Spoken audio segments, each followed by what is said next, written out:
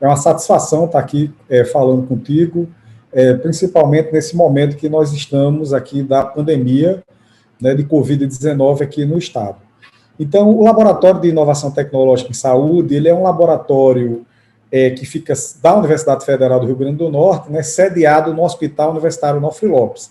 Esse relatório, nós reunimos 10 pesquisadores das mais diversas formações, né? Nós temos desde a área de comunicadores, médicos pediatras, médicos epidemiologistas e analistas da área de ciência de dados na saúde. Então, nós observamos, primeiro, a questão da pandemia durante o período de feriado da Páscoa e pós esse feriado. E o que é que nós observamos nesse período? Que durante o período do feriado da Páscoa, houve um aumento na taxa de transmissibilidade no estado do Rio Grande do Norte como um todo. Isso já era previsto, porque sempre que houveram esses eventos, houveram momentos de aglomerações no estado. Ou seja, mesmo com um decreto mais rigoroso, outras vezes nós já tínhamos percebido que sempre que há um feriadão prolongado, há um maior deslocamento de pessoas, essas pessoas tendem a se aglomerar em alguma medida no estado do Rio Grande do Norte, tanto na região metropolitana, aqui na parte do litoral, como no interior do estado. Então, nós observamos um aumento da transmissibilidade que chegou a 1,17, né, no estado do Rio Grande do Norte. É importante dizer que no dia 1º de abril, a taxa de transmissibilidade estava menor que 1. No dia 2 de abril, que é o início do feriadão, também está menor que 1. E depois do dia 2, você começa a observar, que é justamente o primeiro dia do feriadão, uma subida na taxa de transmissibilidade no estado todo. E só que esse aumento na transmissibilidade repercutiu no aumento de novos casos diários, aumentou em média mais de 100 casos diários por dia durante esse período do feriadão, e a taxa de transmissibilidade ficou por mais de que 1, depois do dia 4 de abril até o dia 10 de abril, por pelo menos 6 dias, ou seja, foi uma quantidade expressiva de dias com a taxa de transmissibilidade acima de 1. Quando a gente fala dessa taxa de transmissibilidade, Geraldo, acima de 1, nós estamos dizendo que uma pessoa está contaminando mais do que uma pessoa. Ou seja, quando a gente tem uma taxa de transmissibilidade de 1,17, significa que 100 pessoas contaminaram 117 outras pessoas. Ou seja, por isso é que a Organização Mundial de Saúde, a OMS, fala que a taxa de transmissibilidade recomendada, considerada segura, é quando está abaixo do que 1. Significa que o número de novos casos diários vão reduzir. Então, como aumentou a taxa de transmissibilidade, aumentou o número de novos casos diários. Então, o que é que nós fizemos? Observamos também os dados assistenciais que fica disponível na plataforma Regula RN para toda a sociedade e para toda a imprensa. O que nós observamos é que, mesmo aumentando esse número de novos casos diários, mesmo aumentando a taxa de transmissibilidade, isso não repercutiu diretamente na taxa de ocupação de leitos de UTI.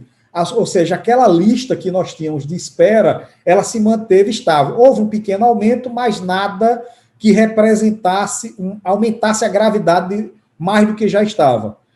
Depois, passado do dia 10, nós já começamos a observar uma redução gradual nos pedidos por internação. Outra coisa importante é que, acompanhando esse aumento de adoecimento, ou seja, de novos casos diários, nesse período da Páscoa, houve também um aumento de pedidos por internação em leitos Covid-19 em todo o estado. Porém, não de leitos de UTI.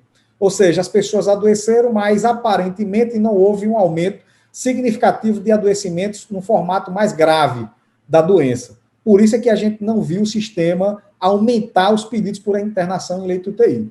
Então, esse momento, observando que nesse momento nós temos ainda mais pessoas na lista, né, do que leitos disponíveis, nós consideramos que estamos numa situação ainda crítica com relação a isso.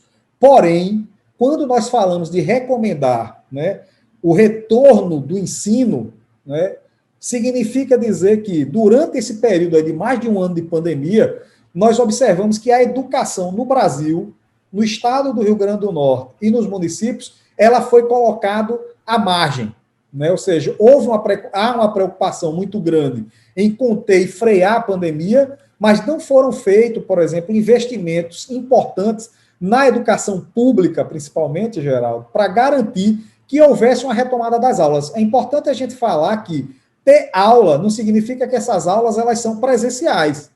Por exemplo, a Universidade Federal do Rio Grande do Norte, de maneira muito acertada, ela demorou um pouco para poder começar suas aulas, porém ela criou uma política de inclusão dos estudantes, ou seja, existe uma política de assistência estudantil na Universidade Federal do Rio Grande do Norte, aonde ela concedeu a todos os alunos, né, a todos os alunos da Universidade Federal do Rio Grande do Norte, que eram de baixa renda ou que não tinham condições financeiras, o acesso a dispositivos, ou seja, foi passado um recurso para eles, para que eles pudessem comprar essas tecnologias, e depois disso foi aberto a modalidade do ensino remoto.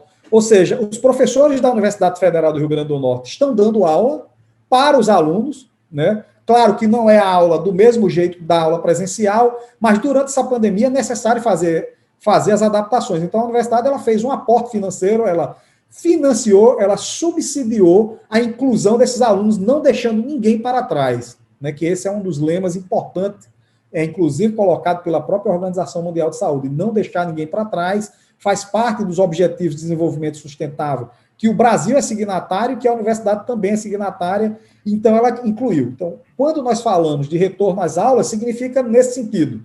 Depois de um ano de pandemia, não justifica mais, tá certo? As autoridades a nível federal, estadual e municipal não criar políticas de retorno às aulas. Então, o que nós estamos discutindo é que sejam pensado um modelo de retorno às aulas de maneira faseada, ou seja, quando esses indicadores eles forem atingidos, mas que antes disso que seja dadas as condições, que sejam feitos investimentos para que essas aulas sejam retomadas. Então, retorno às aulas não significa expor os professores, muito pelo contrário, é dar a oportunidade de que os professores possam exercer o magistério, né, de maneira remota, de maneira segura, com métodos alternativos. Ah, não tem internet, mas existe metodologia para que nós alcancemos os nossos estudantes, que hoje os estudantes das escolas públicas estão totalmente prejudicados. Então, professor, a recomendação seria que o retorno fosse feito de forma híbrida, é assim? De maneira híbrida, né, e pensando modelos alternativos de ensino, né, ou no formato remoto, com aulas síncronas, com formato assíncrono, que seja feita também uma busca ativa desses estudantes que estão em situação de vulnerabilidade. Nós, por exemplo, não sabemos quantos estudantes no estado do Rio Grande do Norte estão em situação de vulnerabilidade, Geraldo. Então, hoje, nós temos alunos que estão sofrendo violência doméstica, nós temos alunos que sofrem abusos de pais abusadores, de familiares abusadores, de vizinhos abusadores. Temos crianças que estão com problema de segurança alimentar. Então, esse problema é muito grave. A própria OMS já fala que mais de 10 milhões de estudantes em todo o mundo serão perdidos depois que a pandemia passar. Então, nós já temos uma desigualdade muito grande no Brasil, ela ficou mais evidente durante essa pandemia, e nós não podemos, enquanto sociedade, nos furtar de cobrar das autoridades que podem resolver esses problemas a questão da retomada do ensino. Então, de novo, a retomada do ensino não implica em exposição dos professores, ao contrário, significa preservar os professores e permitir que eles possam exercer o magistério de maneira plena, utilizando outras metodologias de ensino que estão à disposição, como essa que nós estamos tendo agora. Por exemplo, a gente não imaginava nunca, Geraldo, que talvez a gente pudesse ter uma entrevista dessa, como a gente está tendo de maneira remota, totalmente democrática, republicana, e produzindo conteúdo para toda a sociedade, discutindo um ponto importante, que durante a pandemia foi marginalizado no sentido de ficar à margem, né? Foi negligenciado. O próprio Ministério da Educação é responsável também pelo que a gente está vendo. A responsabilidade ela não é do governo do Estado somente, é do Ministério da Educação, do governo federal, do governo do Estado e também dos governos municipais, que precisam, nesse momento, atuar de maneira consoante, sinérgica, para reduzir a vala que foi aberta, porque a vala não está se abrindo mais, ela já existia e agora ela foi ampliada. Nós temos crianças e adolescentes que há mais de um ano não estão tendo aula, ou se tiveram, foram de maneira muito precarizada, né? Diferente do que acontece com as escolas privadas. As escolas privadas, elas já estão tendo aula, elas não deixaram de ter aula, né? Ou remota, ou semipresencial. Por exemplo, meu filho, ele estuda numa escola onde agora as aulas estão tendo totalmente remota. Mas ele não está excluído de ter acesso ao processo de formação continuada que ele tem desde quando nasceu, né? Então, ele está num rol de crianças privilegiadas, o que a gente não quer. Na verdade, o que a gente está discutindo nesse relatório é que seja dada a oportunidade igual de ensino para todas as crianças, sem expor os professores, né? Sem expor os professores. Então, é responsabilidade do executivo, dos órgãos de controle, né, de cobrar do executivo estadual, municipal e federal que os recursos sejam aplicados de maneira eficaz, eficiente, para garantir que todas as crianças terão acesso a uma educação minimamente, para que elas não sejam excluídas desse processo e que também possam ser acompanhadas, né? Quantas crianças estão em situação de vulnerabilidade? Será que a criança, para ter acesso à alimentação, ela precisa estar na escola nesse momento? Como a escola pode chegar até a criança? Essa é a questão. Então, não é algo difícil de fazer, porque nós não estamos falando de um mês. Nós estamos falando em mais de um ano de pandemia, ou seja, todas as autoridades, a sociedade, as escolas, diretores de escolas, ministro da Educação, secretário estadual da Educação, secretários municipais de Educação, tiveram tempo hábil para se organizar. E nossas crianças não podem, e nossos adolescentes, ficarem excluídos do processo de ensino. Nós falamos excluídos porque as escolas privadas, elas não pararam em um só momento de dar aula, tá certo? E a educação é constitucional, é direito de todos e é um dever do Estado garantir a educação para as pessoas. Professor, seria um momento também, esse momento agora da pandemia, seria também um momento de se discutir a vacinação para os professores? São Paulo, por exemplo, já iniciou em algumas faixas etárias professores. Seria esse momento também de vacinar os professores?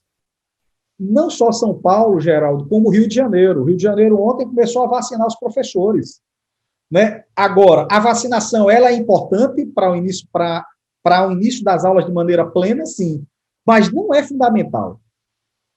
Tá certo? As autoridades públicas não podem usar a vacinação como escudo para dizer que não vai ter aula. Porque a aula, ela pode ocorrer em outros formatos. Esse momento, que é o momento mais crítico da pandemia, né? Nós estamos ainda no momento onde tem uma quantidade de pessoas à espera de leitos de UTI grande, comparado com outros momentos da epidemia. Talvez não seja o momento da gente retomar as aulas no modelo presencial. Isso é verdade. O relatório diz isso, né? Que observe os dados assistenciais e epidemiológicos para se fazer um processo de retomada faseado. Porém, as aulas, métodos alternativos de ensino, não precisam de vacina. Porque o professor não é exposto, o estudante não vai ser exposto. O que nós precisamos é de mediação tecnológica. O que nós precisamos é que os nossos estudantes, que os professores da rede pública, que ganham salários baixos, eles tenham acesso à tecnologia, que eles tenham acesso à internet, que eles tenham acesso a conteúdo para compartilhar e continuar suas aulas, suas atividades de ensino, dentro de um modelo que é permitido, que é possível fazer. Agora, a vacinação é importante. Então, não é algo exclusivo de São Paulo. Hoje, o Rio de Janeiro já está fazendo, então é importante que o Rio Grande do Norte e outros estados sigam esse exemplo para que os nossos estudantes do ensino público não fiquem excluídos. Eu não estou falando de estudantes dos institutos federais e nem das universidades, porque esses estão incluídos. Os estudantes dos institutos federais estão incluídos. Assim como a universidade fez, Geraldo, o Instituto Federal também, com a política de assistência estudantil, incluiu seus alunos e cria e desenvolve aulas remotas, aula na modalidade à distância, sem excluir os alunos do processo de ensino. Nós vimos agora, recentemente, no Enem, os primeiros lugares em medicina, em cursos de medicina, foram alunos do Instituto Federal. Por quê? Porque não foram excluídos durante o processo de formação. A escola acolheu, o Instituto Federal acolheu. Então, esses modelos eles têm que ser usados como exemplo, e não como um modelo utópico distante. Se foi feito na esfera pública federal, pode ser na estadual e municipal. E nós não podemos aceitar, enquanto sociedade, que os alunos das escolas públicas do estado e do município sejam excluídos desse processo, né? Porque não é por falta de recursos. Essa história que o Brasil é um país pobre, o Brasil não é um país pobre. Mesmo com a pandemia, o Brasil está entre a 12ª maior economia do mundo. Ou seja, o Brasil tem um peso importantíssimo na economia global. Nós somos um país desigual. E durante esse processo de pandemia, a educação foi negligenciada, né? Nós nos preocupamos muito em resolver as questões da saúde, que, é claro, é importante, é prioritário, mas a educação também é prioritária, né? Então, nós temos aí a nossa população morrendo por negligência, por negacionismo, por uma politização da pandemia que foi muito perniciosa e tem sido perniciosa, mas nós deixamos passar de lado a educação, nós esquecemos dos nossos estudantes das escolas públicas. E isso tem que ser revertido justamente para não aumentar o distanciamento e a desigualdade no nosso país. E os professores da educação pública têm um papel fundamental nesse momento de levantar essa bandeira e de brigar também por essas condições. É isso que está no relatório, que seja dadas as condições orçamentárias, de infraestrutura para os professores e para os estudantes. Além dessa recomendação, quais foram as outras? Aí temos outras recomendações, que é planejar justamente a questão da retomada das aulas, das atividades econômicas, né?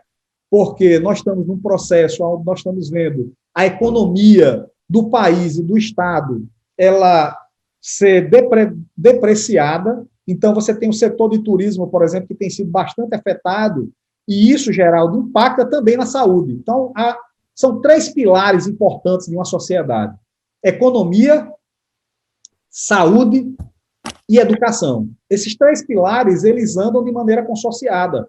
Eles não são dicotômicos, eles não são paradoxais, pelo contrário, eles são sinérgicos. Eu preciso de uma população saudável para ser uma população mais economicamente ativa, mais produtiva. Por isso que a saúde tem a ver com a economia. Se eu não tenho uma população saudável, a economia não gira, né? Se eu não tenho a educação funcionando, as pessoas, eu deixo de qualificar pessoas e eu não vou ter mão de obra qualificada para fazer essa economia girar e ter valores, agregar valor que é produzido no país. Então, nós seremos sempre um país de commodity, que produz grão e que cada vez mais vai gerar desemprego, porque o país das commodities, Geraldo, são países onde você tem uma automatização, uma robotização do trabalho. A verdade é essa, né? O Brasil é um dos países que mais exporta grãos, porém, é um país que esse trabalho é feito de maneira mecanizada. Então, olhar para essa questão da economia, de planejar esse processo de retomada, é super importante. E aqui é o seguinte: quando a gente fala em planejar a retomada e publicar esse planejamento, a gente está dizendo aí tem que retomar e abrir todas as atividades, não. É planejar para que o setor produtivo, né, o setor econômico das mais diversas áreas possa se organizar e ter os semáforos, ou seja, as balizas que vão orientar esse processo de retomada, porque a gente sabe que tudo isso investe em contratação, tem que ter planejamento também para contratação de pessoas, organização de infraestrutura, compra de insumos. Então, quando a gente fala de turismo, a gente está falando de bares e restaurantes, da rede de hotéis, de voos para o Estado. Nós temos que lembrar que nós perdemos, por exemplo, um voo que tínhamos direto para a Europa, saindo todos os dias, ou pelo menos uma vez por semana. Então, organizar toda essa estrutura não é fácil dentro do contexto que a gente está. E se for feito sem planejamento, Geraldo, isso é muito pior, porque não há sinalização para o setor econômico do retorno de suas atividades, e eles precisam disso com antecedência, de forma planejada, como a gente viu em Portugal, como a gente viu em São Paulo, como a gente viu aqui no estado do Rio Grande do Norte.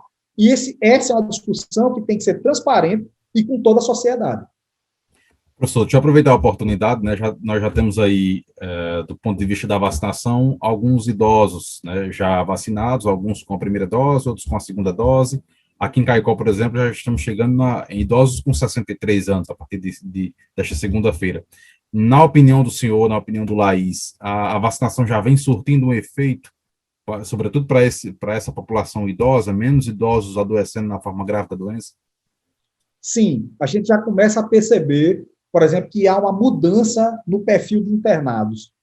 Né? Claro que aumentou também proporcionalmente o número de idosos, mas há uma inversão. Né? Você tem hoje um equilíbrio entre o número de internados não idosos e idosos. E quando nós começamos a observar, Geraldo, por exemplo, pegamos um recorte de 30 dias atrás, 73% dos óbitos, de todos os óbitos no estado, eram de idosos. Hoje, nós já estamos, por exemplo, com menos de 70%. Eu vou até dar uma olhada aqui agora, a gente está em torno de 68%, né, de idosos. Ou seja, houve uma redução aí de 5%, 69,8%. Mas há 2 semanas, há um mês atrás, era de 73%, ou seja, dos 5 mil óbitos que nós tínhamos no estado, 73% eram de idosos.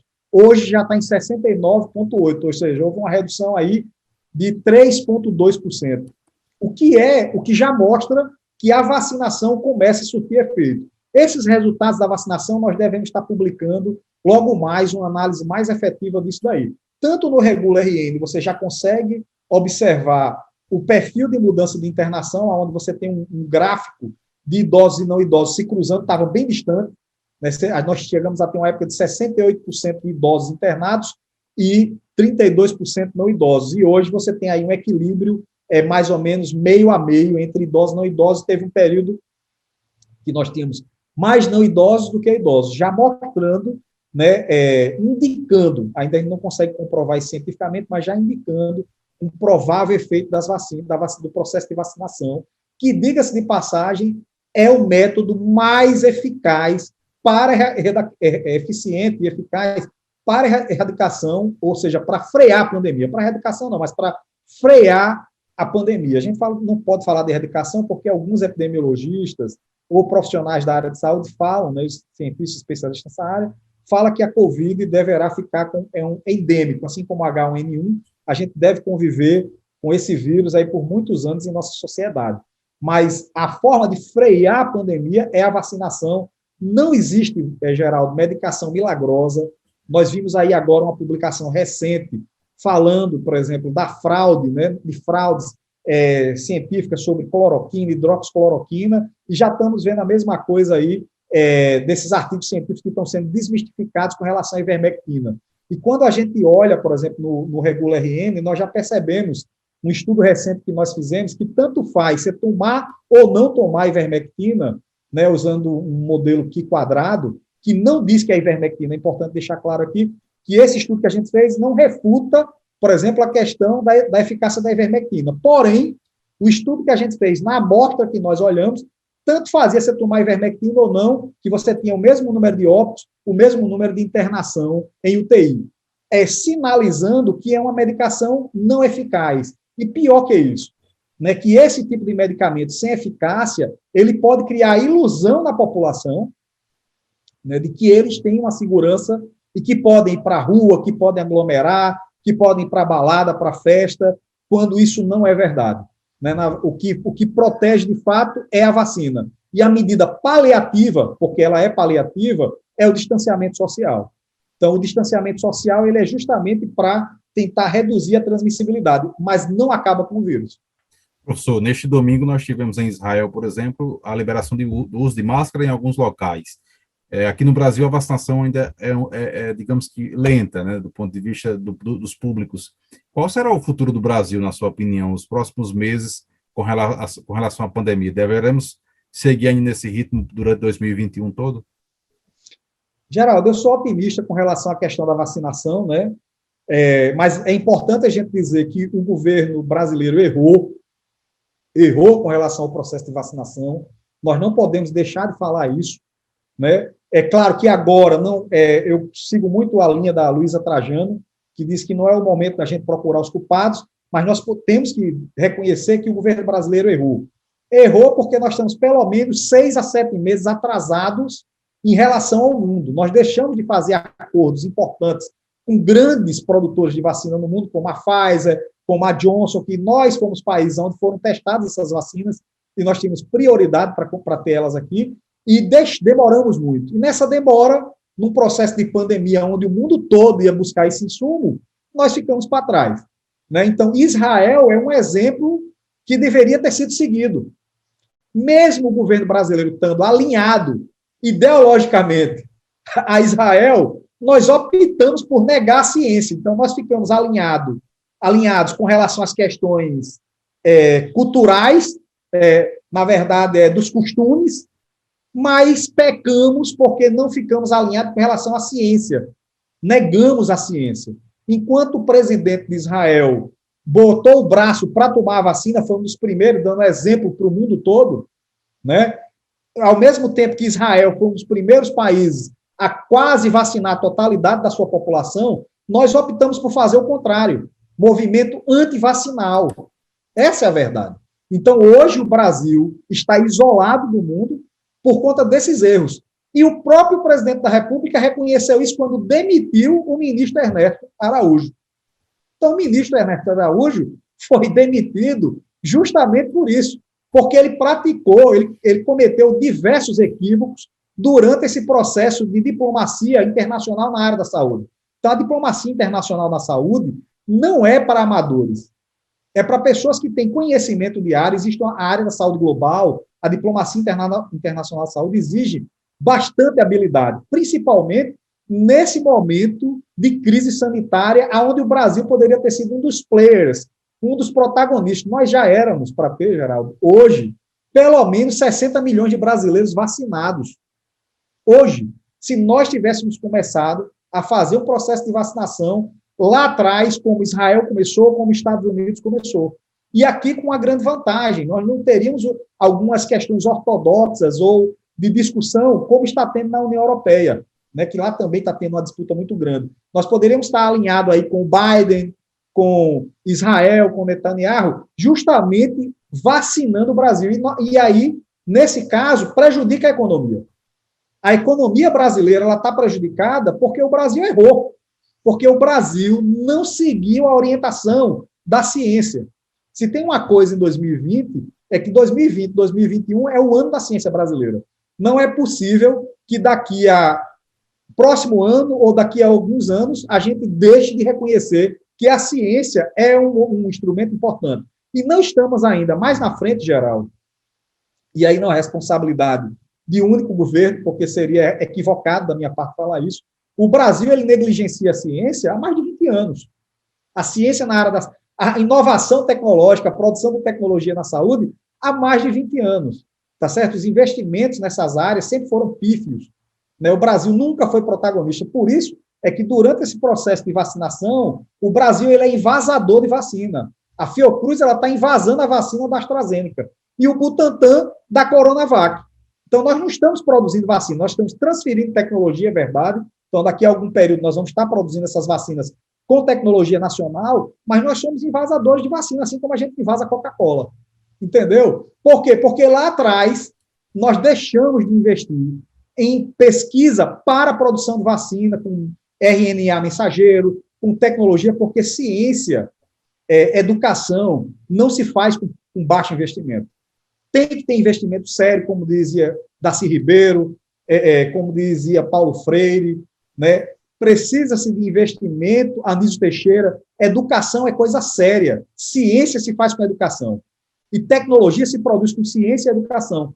Então, por isso que o Brasil está atrasado. Atrasou porque errou na diplomacia internacional, não fechou os acordos que tinham que ser fechados, né? A Anvisa, ela é excelente, mas o erro principal foi na condução e na coordenação nacional desse processo de vacinação. Mas ainda é tempo de recuperar o tempo perdido. Eu acredito, eu sou otimista porque os Estados Unidos está dando uma lição no Brasil. A gente que criticava os Estados Unidos, dizendo que o PNI, o Plano Nacional de Imunização, era super arrojado, conseguiria vacinar milhões por dia. Nós estamos vendo aí os Estados Unidos que não tinham a tradição de fazer como o Brasil sempre fez, seu processo de imunização, dando um banho aí no final de abril, quase toda a população prioritária dos Estados Unidos vacinada. Essa é a verdade. Os brasileiros de classe média alta estão indo para Miami, Geraldo, se vacinar lá. É isso que está acontecendo, ou seja, mais uma vez, a vacina está chegando para quem é privilegiado.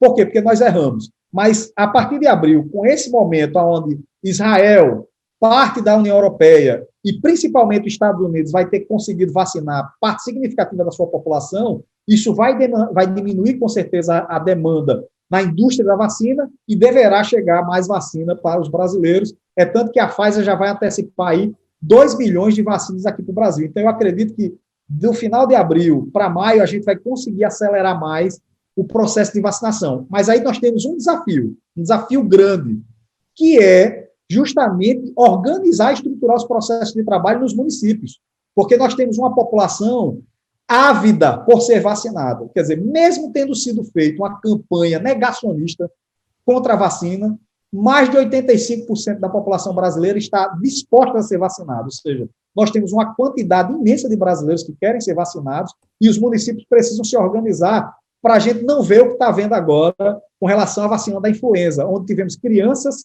e mulheres gestantes tomando vacina da Covid quando era para ter tomado a vacina da gripe. Né, por um erro operacional, por um erro de planejamento, por um erro amador, na verdade, para um país que tem tradição em vacinação.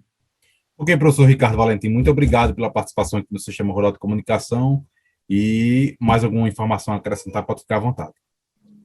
Dizer que nós estamos ainda numa situação crítica no Estado, né? A população precisa ser solidária, o maior fiscal que o Estado tem é a própria população, e que para sair desse processo que a gente tem, temos todos que andarmos de mãos juntas. Então, não adianta ir para a rua sem máscara, aglomerar, fazer festa clandestina, porque senão nós não vamos conseguir sair disso.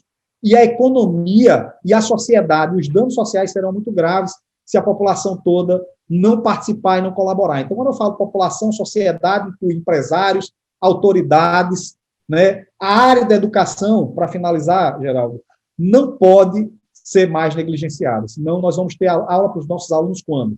Só o próximo ano? Nós vamos abrir mão de mais um ano? Então, eu deixo aí para vocês essa provocação, e tem um vídeo do Luiz Pondé, que eu vou deixar aqui para os seus ouvintes, né, que eu sei que são bastante seletos, uma população ávida por conhecimento altamente qualificado e de boa qualidade. Tem um vídeo do Luiz Pondé, que saiu recentemente agora, que é Os Idiotas da Pandemia. Então, ele faz diversas provocações e diversas reflexões de como a sociedade deve se comportar e como a sociedade não deve se comportar.